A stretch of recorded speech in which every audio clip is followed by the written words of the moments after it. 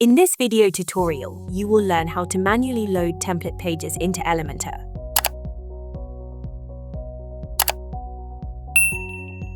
If your hosting doesn't support automatic import, you may need to do a manual import.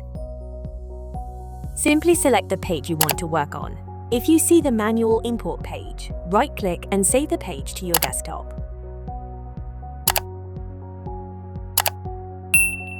Now navigate to your Elementor templates and using the import tool, we are going to import the page we just saved.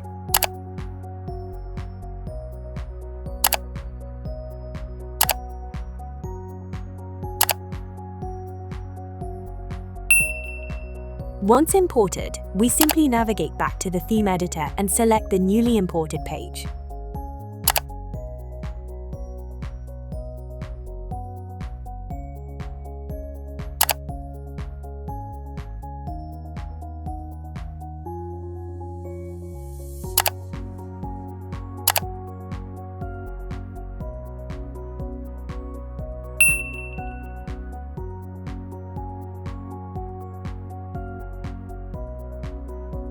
If you found this video useful, please let us know by liking and subscribing so we can keep making new videos for you.